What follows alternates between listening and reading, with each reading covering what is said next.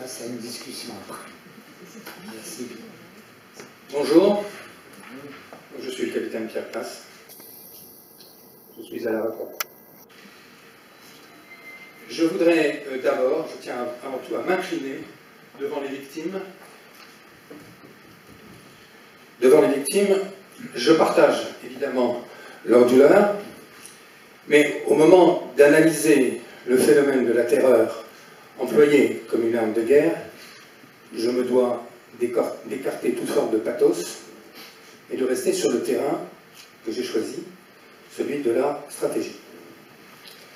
Alors de Xerxès à Gengis Khan, en passant par les Normands ou Attila, la terreur a toujours fait partie de la panoplie des armes de guerre, toujours associée à la propagande qui précédait l'arrivée de l'ennemi pour démoraliser les populations et leurs défenseurs. Alors certes, avec Hiroshima, Nagasaki, Hambourg, Dresde, etc., les raids des B-52 sur la plaine d'Ejar au Laos, pays qui a été le plus bombardé dans l'histoire de l'humanité, pour essayer de détruire la piste Ho Chi Minh, elle a pris des proportions jamais connues dans l'histoire. Mais, sur le fond, le principe est le même. Pourquoi? Parce que, d'après Clausewitz, pour qu'il y ait une guerre, mais on avance là.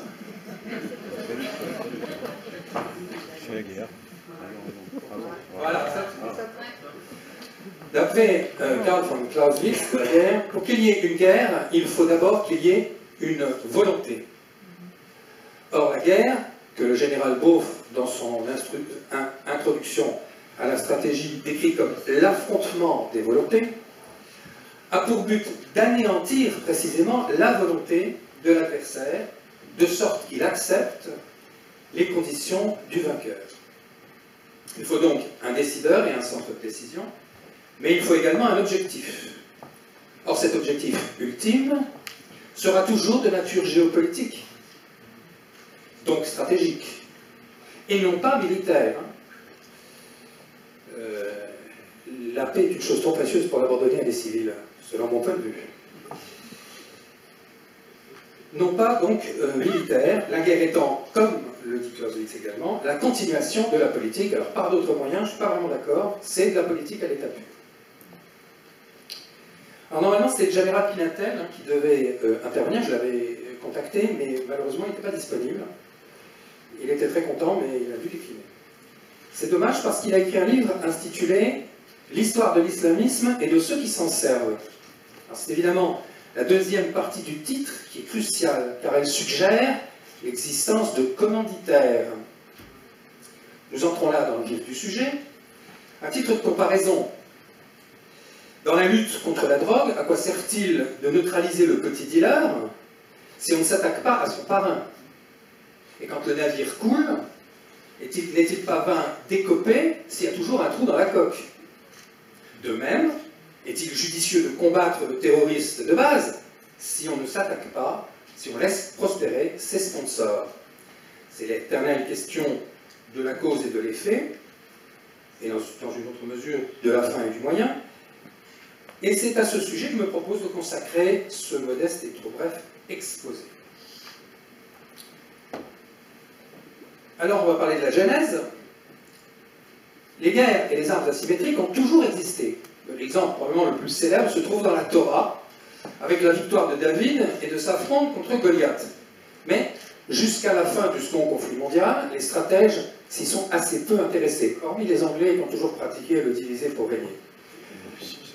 C'est l'avènement de la dissuasion nucléaire, fondée sur l'équilibre de la terreur, qui a ressuscité la stratégie indirecte préconisée par Nicolas Machiavel, laquelle consiste, entre autres choses, je cite, à faire le bien directement et le mal indirectement. En effet, la destruction mutuelle assurée par l'emploi de l'arme atomique a relégué les confrontations directes à la périphérie du monde dit civilisé, et les deux grands ont alors instrumenté les querelles du tiers-monde dans le sillage de la décolonisation. On a vu ainsi fleurir des conflits subversifs dits de libération, menés par des partisans n'hésitant pas à utiliser la terreur. Ces conflits de libération ont permis aux deux puissances de s'affronter par procuration en faisant la promotion de la guérilla et du terrorisme. C'est ce qui avait d'ailleurs inspiré à Raymond Aron sa célèbre formule, excusez-moi, paix impossible, guerre improbable. Alors, quoi qu'on en pense, la multiplication des conflits de basse intensité ainsi que la stratégie du chaos qui prévalent aujourd'hui semble lui avoir donné raison. Mais ces guerres, souvent secrètes, n'ont pas épargné l'Europe. On a récemment découvert que des crises et des attentats attribués à des mouvements extrémistes de droite et de gauche étaient en fait le fait du réseau Stay Behind mis en place par l'OTAN. Alors si ça vous intéresse, vous lisez le livre de Daniele Ganser. Daniele, c'est un Italien. Les guerres secrètes de l'OTAN, de mémoire. Car eh bien, les islamistes n'ont pas le monopole de l'utilisation du terrorisme. On peut citer, pêle-mêle, alors les catholiques de l'IRA, les protestants de UBF, Ulster Volunteer Force, ou de UFF, Ulster Freedom Fighters, les israélites de la Haganah, de l'Irgun et du groupe Stern, les fidaïnes de l'OLP, on a parlé tout à l'heure du Hezbollah, les basques de l'ETA, je ne rentrerai pas dans la polémique, les Corses du FLNC, les Brigades Rouges en Italie, Action Directe en France, la Rote Armee Fraktion en Allemagne, ainsi que, on pourrait dire, les FARC, le PKK, il y a même un front de libération des animaux qui était très violent et qui a inspiré le film L'Armée des 12 singes avec Bruce Willis et Brad Pitt. Pourquoi? Eh bien parce que la terreur n'est rien d'autre qu'une arme dont n'importe qui peut se saisir. Si je pose un pistolet sur la table, il ne va pas se mettre à tirer tout seul. Si un voyou s'en sert pour vous agresser, ou si un policier l'utilise pour vous défendre, pour vous, le résultat ne sera pas du tout le même. Nous avons vu que la dissuasion nucléaire, par exemple, qui a permis d'éviter tout conflit majeur depuis 1945, reposait sur, précisément, la terreur, même si c'est équilibré. Donc, dans ce cas, ces effets ont été finalement bénéfiques. Mais surtout, une arme n'a pas de volonté. Dès lors, comment pourrait-on lui faire la guerre, puisque le but c'est d'annihiler la volonté de l'adversaire? De même, le terroriste n'est qu'un spécialiste de la terreur, tout comme le sapeur, un professionnel du génie, un artilleur, un expert de l'emploi du canon, ou un fantassin, un spécialiste du combat d'infanterie. Or, depuis quand fait-on la guerre à l'artillerie? L'une des principales caractéristiques de ce spécialiste de la terreur, c'est qu'il ne fait pas partie d'une armée régulière. C'est un franc-tireur, un soldat de fortune. Pour lutter contre le djihadisme, la France s'est d'ailleurs dotée d'une loi anti-mercenaire. Or, le mercenariat est une pratique venue d'un lointain passé. Avec l'avènement des nations, cette pratique avait globalement régressé, mais sans jamais disparaître, notamment dans les pays anglo-saxons, où les compagnies maritimes à charte embarquaient des Marines, Royal Marines et US Marines. L'armée française avait son infanterie de marine, on n'a rien à leur envier, mais voilà, on les a débarqués. The British East India Company, fondée le 31 décembre 1600, avait, entre 1757 et 1858, un budget de 14 millions de livres sterling. Pour l'époque, je peux vous dire que c'était une somme. Et elle entretenait 260 000 hommes. C'est une compagnie privée, commerciale. Celle qui a pris le contrôle de Batavia, notamment. Enfin, non, c'est la vérité, on va en parler. Mais c'était la même idée, sans affronter d'ailleurs. Donc, 260 000 hommes, soit le double de la British Army à la même époque. Selon l'expression consacrée, The Company rules in India. La compagnie règne aux Indes. Aujourd'hui, d'ailleurs, la CIA s'appelle la compagnie. Je ne vais pas faire de rapprochement. Je ne voulais pas prononcer le mot de CIA. Je suis militaire, donc je dois me tenir à carreau, même si je suis en retraite. Et le MI6 s'appelle The Firm, la firme. Donc, vous voyez, vrai héritage. Donc, opposé à la Verenigde, pardon, c'est du hollandais, c'est une langue que je ne pratique pas. Verenigde Ostindische Compagnie, elle avait hérité des méthodes de la piraterie élisabéthaine dont s'inspirent aujourd'hui les sociétés militaires privées actuelles, et son recrutement hybride ressemblait à celui des djihadistes qui se radicalisent en prison. Quand je dis hybride, parce que ce sont des criminels qui cherchaient l'aventure au sein de... Alors, on va maintenant parler, on a bien vu un peu la genèse, on va parler de l'objectif poursuivi. Tout comme la guerre, le terrorisme n'est donc pas une fin en soi.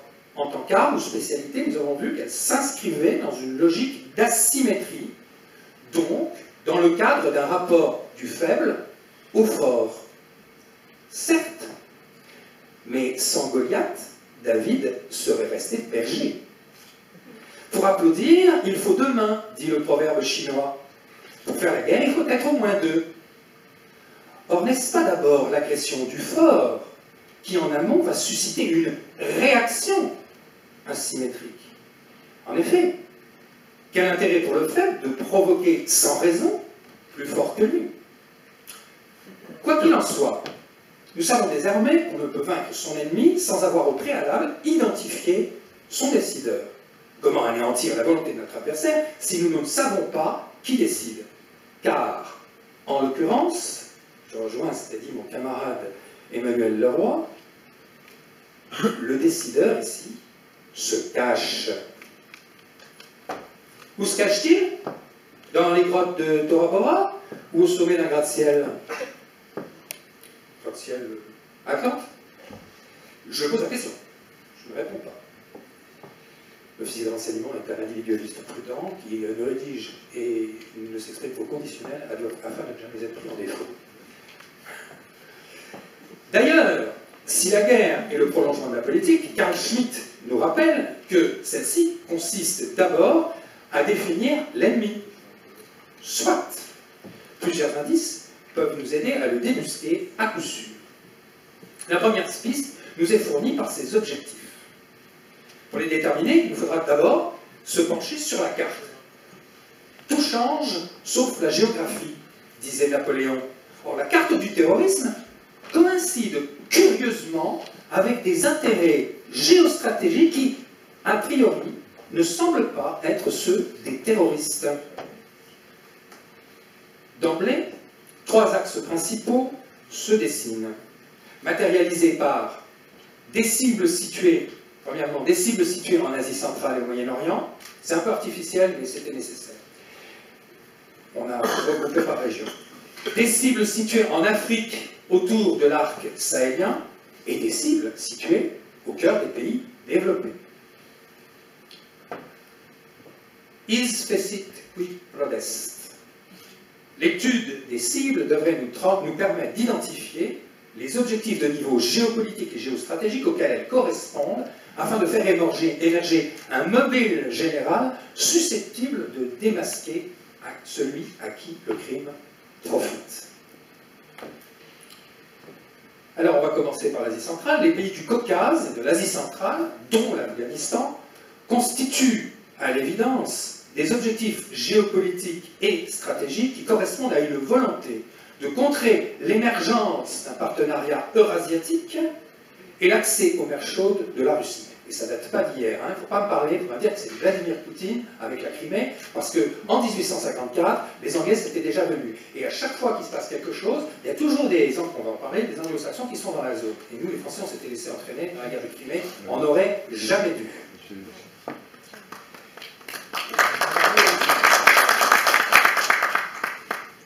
Sans oublier, évidemment, toujours dans cette zone, les oléoducs, gazoducs et nouvelles routes de la soie, dont tout le monde parle, mais sans se rendre compte que c'est fondamental. C'est l'histoire du monde, la route de la soie. C'est notre histoire, c'est l'histoire du monde. C'est un échange paisible, pas un échange conflictuel, comme l'instaurent les anglo-saxons, qui, connaissant leur faiblesse, ont besoin de faire constamment la guerre. Sur 242 années d'existence, les Américains n'ont connu que 29 années de paix. Fermons la parenthèse. Donc, au Moyen-Orient maintenant, l'enjeu est avant tout, c'est évident, personne ne l'ignore, hein, s'il y a des imbéciles qui viennent nous dire le contraire, tant pis pour eux, ils perdront leur crédibilité. L'enjeu est avant tout énergétique et monétaire, à cause du lien qui unit le dollar et le pétrole. Pétrodollar, ça s'appelle. En y instaurant un chaos, on crée un embargo non déclaré permettant d'organiser une pénurie artificielle ayant pour objet de soutenir les cours des hydrocarbures, lesquels sont fixés en dollars. Cela permet aussi de maintenir la compétitivité du pétrole et du gaz de schiste, dont la production est plus onéreuse. Il ne fallait pas descendre en dessous des 80 euros le dollar le baril. Et de contrer l'alternative continentale au transport des énergies fossiles par voie maritime qui résulte de leur acheminement par voie terrestre, oléoduc, gazoduc. Ça, c'est très important, parce que c'est l'histoire de We rule the waves. Hein, c'est les Anglais, les Anglois, les Anglo-Saxons, les Atlantes, je les appelle les Atlantes, hein, ont la maîtrise des mers. Enfin, maintenant, ils ont aussi la maîtrise du ciel, et même de l'espace, mais ils ont la maîtrise des mers. Enfin, elle leur est contestée. Hein. Et là, ils ont réussi à contrôler le pétrole. Ils avaient au départ un contrôle technique, ensuite ils ont un contrôle, ils ont acheté des concessions, ils ont manipulé, renversé des gouvernements, fait du rate of change. Et là, ils ont pris le contrôle de concessions. Mais ça ne suffisait pas. Ils ont vu avec Mossadegh que parfois ça ne suffisait pas. Et donc, avec l'Algérie, ils ont évincé les Français, mais ils n'ont pas réussi à récupérer le pétrole d'Assine et Saoud. Donc, c'est pas nos amis en fait. Hein.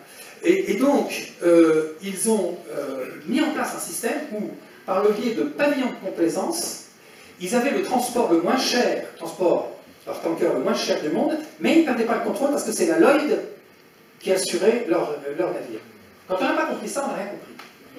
Et la réponse, elle est tellurocratique. C'est une thalassocratie, et la réponse, elle est tellurocratique, c'est l'oléoduc, le gazoduc. C'était le Bagdad-Ban, la mine de chemin de fer qui devait relier Berlin à Bagdad et qui a déclenché le premier conflit mondial.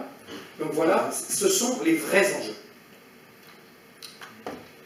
Donc le but n'est pas seulement économique, alors oui, mais le but n'est pas seulement économique. Sur le plan stratégique, la projection de forces militaires venues d'outre-Atlantique, moi je prends des risques, hein, sous prétexte de, vous êtes notoriété publique, hein, bien vu, sous prétexte de prévenir l'emploi d'armes chimiques introuvables, je rappelle qu'on ne les a pas trouvées, et de lutter contre l'État islamique, permet d'occuper le centre du Rhineland. J'espère que j'ai le Rhineland là quand même. Est-ce qu'on a vu le Rhineland? Non, ça c'est des accords. Ça prouve que c'est ancien. Ça prouve que ça date pas d'hier, les accords Sykes-Picot.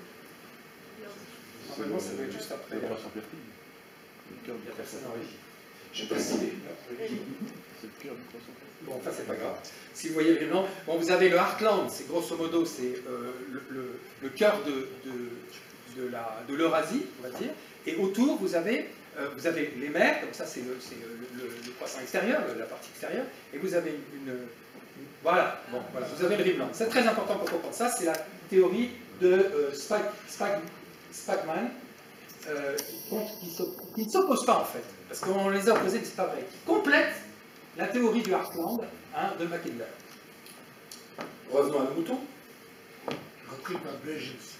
Repris absolument par Brzezinski, qui, alors, pour la petite histoire, l'un de mes amis avait demandé à Brzezinski, je ne sais pas le nom, avait demandé à Brzezinski, il l'avait rencontré, il est russe, et on dit, mais pourtant, on avait promis à Gorbatchev que l'OTAN serait dissous si le pacte de Varsovie était dissous. Et Brzezinski, je vous jure que c'est vrai, Brzezinski a répondu, c'est l'auteur du Grand Échiquier, il faut le lire, hein, c'est pas gentil comme bouquin, mais il faut le lire. Tout petit, il a répondu « We cheated him ». Je ne voudrais pas être vulgaire, mais on l'a comme ta mère. Bien, sans aucune espèce de complexe. Vous savez, avec les guerres indiennes, là on ne traitait pas sèche que le traité était déjà dénoncé. On ne peut pas faire de pacte avec l'Anglois. On l'a vu avec Nasser Kébir.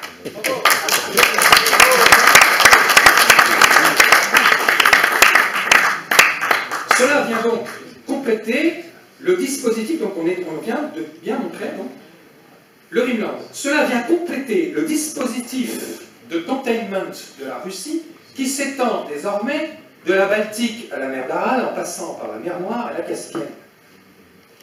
Sur ces sujets, je vous invite à consulter les articles du colonel Kania, qui vit en Kirghizie, qui a été attaché militaire à Bishkek, qui est un ami, et de M.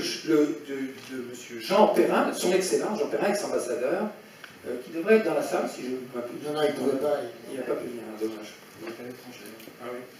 Il est représenté par le qui est un diplomate. Enfin, Laisse un peu de temps après. oui, mais il y a Il y a encore un intervenant. Oui, donc. Et il est là? Il a Ah oui, c'est dommage. Enfin, le contrôle de la production d'héroïne, qui est passé de 19, tenez-vous bien, écoutez bien, prenez des notes. Le contrôle de la production d'héroïne en Afghanistan, qui est passé de 19 à 6 000 tonnes par an depuis l'intervention US, c'est-à-dire de 2002 à 2012. C'est les chiffres, et alors le rapport, c'est pas moi qui le fais, c'est un rapport de l'ONU, UNODC, United Nations Office for ODC, Drug and Crime, 2013, Opium, Afghan Survey. Vous regardez sur Internet, vous le trouverez forcément. Donc, cette production d'héroïne, passée de 19, c'est-à-dire, alors attention, il ne faut pas confondre, parce que c'est l'héroïne, il ne faut pas confondre avec l'opium. Parce qu'il faut 7 kg d'opium pour faire 1 kg d'héroïne. Sauf que le gramme d'héroïne se vend 200 fois plus cher, enfin un peu 180 et des poussières, plus que le gramme d'opium, évidemment. Et puis surtout, sur le plan logistique, au lieu de transporter 7 tonnes, vous en transportez plus qu'une. Donc c'est tout bénéfice de raffiner sur place. C'est pour ça que les soi-disant destructions de champs de pavots, c'était en fait du remembrement. Et quand on entend dire qu'il y a eu un strafing, en réalité, c'est une véritable étude de marché, ce rapport. Hein. Et quand on parle de strafing sur les champs de pavots, en réalité, c'est un concurrent qui n'obéissait pas bien aux ordres. Hein. Bien, je vais me calmer. Au Sahel, l'enjeu est également énergétique, donc stratégique. Pas seulement à cause du pétrole et du gaz algérien, mais surtout parce que c'est au Niger que la France, dont le non-alignement en partie fondé sur son indépendance nucléaire, indispose. Donc c'est au Niger que la France va chercher son uranium. Carrefour migratoire, alors là vous pouvez regarder sur Internet, hein, vous le trouverez. Carrefour migratoire et centre de tous les trafics sahélo-maghrébins. Humains, armes, trafic humain, trafic d'armes, trafic de stupéfiants. Agadez, regardez Agadez, au Niger, accueille aujourd'hui la plus grosse base logistique US en Afrique. Flintlock, alors ça s'appelle Flintlock Exit, c'est le nom de la mission, Flexit. Et donc le 724e Expeditionary Squadron at Airbase 201, base aérienne 201. Ainsi, le citoyen américain vient-il de découvrir que plus de 10 000 soldats US étaient déployés sur le sol africain, ça s'appelle AFRICOM, African Command, 6 000 dans la bande sahélienne, 4 000 à Djibouti. Tandis que la France n'a plus que 3 000 hommes en Afrique, dont 1 450 à Djibouti. Djibouti, c'est une base française, une base stratégique française, il y a 4 000 Américains, 1 450 Français. Pas mal, hein? C'est bien. C'est ce qu'on appelle la souveraineté. En outre, la France ayant repris l'aéroport de Gao, tenez-vous bien, parce qu'on a fait le travail pour les Américains, désormais les cartels n'abandonnent plus dans le désert malien leurs gros porteurs venus par la route numéro 10, 10e parallèle. Si vous vous intéressez à cette question, vous allez voir le site de Bernard Lugan, l'Afrique réelle, vous aurez toutes les informations, c'est le meilleur africaniste. Donc, avec la cocaïne latino-américaine, que les Touaregs ensuite acheminent vers le Maroc, alors vers la Libye, mais c'est devenu instable, vers le Maroc, en suivant la frontière de la Mauritanie. Et là, oui, il manque une information là. Oui, parce qu'elle est dispatchée par... c'est bizarre, j'ai pas ça, mais elle est dispatchée par les circuits du cannabis et transite par, tenez-vous bien, mais je dois l'avoir marqué un peu plus loin, je vais voir, si j'en parle. Ah oui, c'est ça. Ainsi, on reste sur le même. Ainsi, le fragile équilibre fondé sur la cohabitation pacifique de peuples sédentaires et nomades. Écoutez bien ce que je vais vous dire, parce que personne ne vous parlera de ça. Le fragile équilibre fondé sur la cohabitation pacifique de peuples sédentaires et nomades, c'est-à-dire que le Sahel, c'est une bande qui s'étend d'ouest en est, hein, sur l'ensemble de l'Afrique, du nord de l'Afrique, hein, une partie tropicale au-dessus de l'équateur. Et on a donc ces gens, les nomades, traditionnellement descendaient faire des razzias chez les peuples sédentaires qui, eux, travaillaient, vivaient le fruit de leur travail. Dans sa grande intelligence, l'état-major, parce que c'est les militaires qui ont fait ça, français, avait compris qu'on ne pouvait pas pacifier une telle région en restant sur ces principes. Ils ont coupé d'abord nord-sud et ils ont coupé en tranches quasiment verticales. Regardez la carte, c'est évident. Le Mali, par exemple, c'est évident, le Niger, c'est évident, le Tchad, c'est évident, etc. Ils ont coupé en tranches. Ils ont mis des nomades, au nord, ils ont mis des nomades qu'ils ont mis dans un même état avec des sédentaires du littoral, c'est le cas pour l'Algérie ou la Libye, et au sud, ils ont associé des nomades donc du sud du Sahara avec des sédentaires du nord de la zone intertropicale humide où on peut faire pousser des choses. Avec des densités de population suffisamment différentes pour qu'il n'y ait plus dans un état où tout le monde était représenté au gouvernement pour qu'il n'y ait plus d'affrontement. Et nous avons évité à ces gens qui s'étaient étripés pendant des millénaires, nous avons permis, les colonisateurs français, nous avons permis de maintenir la paix depuis 1812, puisque c'est après la vaccination qu'on a pu rentrer en Afrique, jusqu'à nos jours, là, jusqu'à ce dont je vais parler maintenant. S'il te plaît, Pierre, arrive à la conclusion. Très intéressant. Bien, écoutez, je pense qu'on va prendre son intervention qui est prête. Elle sera sur le site des enfants de Beslan, en entier. Et je crois qu'il faut vraiment passer à la conclusion. Nous avons encore une intervention et on voudrait donner la parole à la salle. Mais il faut quand même qu'on libère la salle vers 19h30. Voilà, donc il nous reste très peu de temps pour vous. J'ai encore 2 minutes ou pas? Oui, 2 minutes pour conclure. Bon. Alors j'avais un paragraphe, un chapitre sur la stratégie de tension en Europe, qui a une tendance fâcheuse à restreindre nos libertés publiques, au fait que ça permet de neutraliser, je vais essayer d'aller vite, de neutraliser une zone. Dans l'armée, quand on veut, c'est de la stratégie encore, quand on veut neutraliser une zone dans l'armée, on pose des mines par exemple. Voilà, on pose des mines. On peut aussi du chimique, mais bon, il n'y a que Bachar el-Assad et Saddam Hussein qui utilisent ce genre de procédé, bien sûr. Et donc, on pose des mines, on neutralise une zone. Alors, comprenez bien, avec le cheval de Troie de l'immigration, il ne s'agit pas... L'immigré, c'est la victime. L'immigré, il est exploité d'abord par son travail, force de travail, c'est un esclave, en moderne de l'esclavage. Ensuite, il est acheminé par des circuits mafieux, de passeurs qui lui prennent tout ce qu'il a, et une fois sur place, il est traité, il est exploité. Bien. Mais le cheval de Troie de l'immigration a permis, et on l'a vu tout récemment avec l'affaire notamment de la Syrie, ça a permis d'infiltrer dans nos... Ça a permis d'infiltrer dans... Non, ça marche pas. Dans nos pays, une masse gigantesque de personnes, parmi lesquelles, attention, je ne dis pas que tous ces gens sont, au contraire, ils voudraient vivre paisiblement, beaucoup d'entre eux sont venus pour pouvoir vivre paisiblement. Mais il y a parmi eux, évidemment, des infiltrés. C'est le cheval de Troie, ce principe. Dans le passé, quand deux armées devaient se rencontrer, elles devaient marcher l'une vers l'autre. Ce qu'on appelait la marche à l'ennemi. Aujourd'hui, c'est plus nécessaire. Le ver est dans le fruit. Et donc, il suffit maintenant d'exacerber les tensions, et c'est ce qu'a dit tout à l'heure Emmanuel Leroy. Il a parlé du choc de civilisation. Or, qui a écrit le choc de civilisation? C'est un gugus qui s'appelle... Enfin, Samuel Huntington. C'est un anglo-saxon. Et là, on voit bien que cette théorie du choc de civilisation est arrivée à point nommé pour pouvoir sauver l'OTAN, la gouvernance mondiale, le globalitarisme financier, retenez ce terme, globalitarisme financier, la dictature bancaire, qui nous a servi chaque jour un peu plus. Il y avait beaucoup plus à dire. Merci de m'avoir laissé dépasser.